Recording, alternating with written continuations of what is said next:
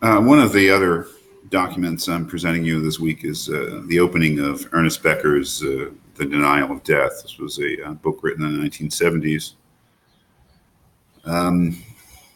Becker is, I don't know, there's some flaws, I think, in his presentation. He may be trying to do too much in this book. But the thesis that emerges, I think, is an incredibly interesting and challenging one. And it is really summed up in the title, The Denial of Death. I don't know if I could really faithfully articulate the real essential thesis that Becker's getting at, but I think it is there in the title. And that is that, Epictetus was wrong. Epictetus was just wrong, man. We can't handle death. No, man, we can't. No, at least that's the idea. I mean, we try in the most sort of pathetic way to handle death by repressing it or repressing our consciousness of death. He starts out rather puzzlingly with a long description of this idea of heroism, human nature and the heroic. This stuff may be a little dated now, and in an interesting way dated, because things have maybe changed a lot since the 1970s when Becker wrote this. Heroism, doing something great, becoming famous, doing something really noble and noteworthy and memorable. He connects us up with our childhood sibling rivalries, get the approval, the attention and approval of our parents. Yet this could really be other things. Making money, making a lot of money, maybe as a goal. Doing all sorts of projects in our lives. Really, our lives. What are they? Well, they're our lives. But Becker is presenting us with a challenging thesis. They're all ways to avoid thinking about death. Really, maybe so broad a thesis that it couldn't possibly be true, but there may be some truth to it anyway, some truth to it. That we get engaged in projects in the world, all sorts of things, and that's just life, right? But if we think about why we do certain things, why we aspire to certain achievements, why we become the sort of people that we are, the notion here is, the thesis here is that all of these things are a way for us to keep repressed. Very Freudian thing, right? This idea of repression of disturbing thoughts. During childhood, we have an insight, and I think he's right about that. He says during the ages, somewhere ages of 3 to 5, children become aware of death. I mean, the reality of death. The inevitability of death, the threat and menace of death, as Paul Landsberg would put it. And I, as a parent, I think that that's true. The first, at least with my own child, the first impulse they have is to solve the problem.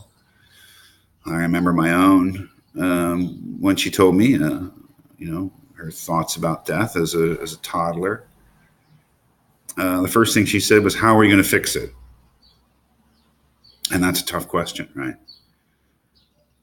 As a parent, you are a comfort, a security, and you are a problem solver. And how do you respond when your child asks you how to fix a problem that there's no fix to, an insoluble problem, the problem of death? I can't remember exactly what I said that night as I was putting her to bed, talking in the dark, telling stories, reading, the things that we do with our children to help them get to sleep. I can't remember exactly what I said. All of us have to deal with that question. and as a parents in our own ways, best we can. But the idea is, we have this sort of really traumatic realization of death, and then we spend the rest of our lives pushing it down, pushing it deeper inside, not thinking about it, living as if we'll live forever, but knowing at the bottom that we know that we won't.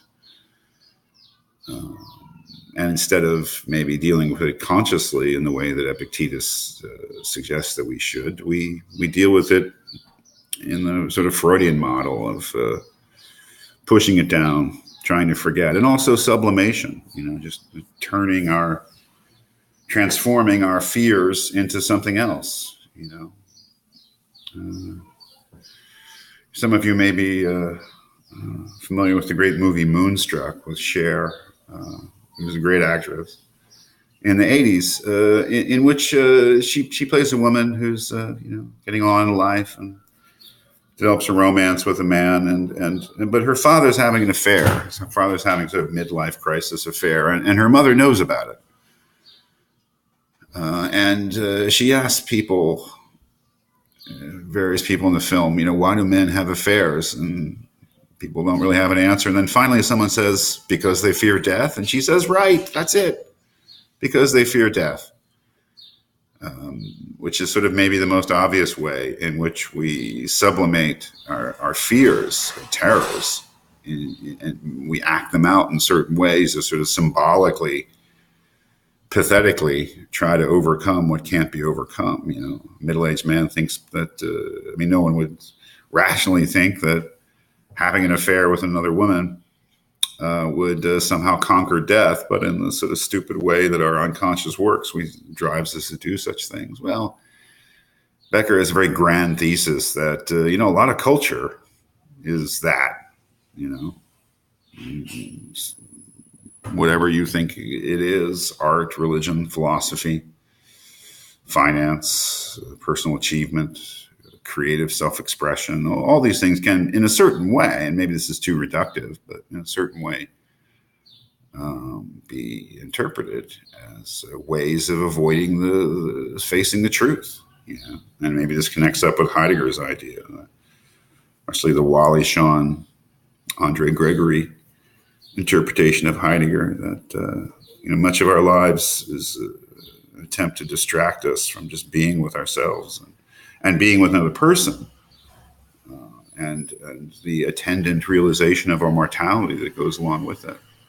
So this couldn't be any more different from Epictetus, right? Not Epicurus, he's different. Right? Epictetus, his method or solution, or sort of rationally approach the thing. Death is something I can't control. All I can control are my responses to my mortality, and I have control over them. And I don't need to be afraid or regarded as something terrible. That may be true, but then again, that may be too simple. And I think Becker is suggesting that it is too simple.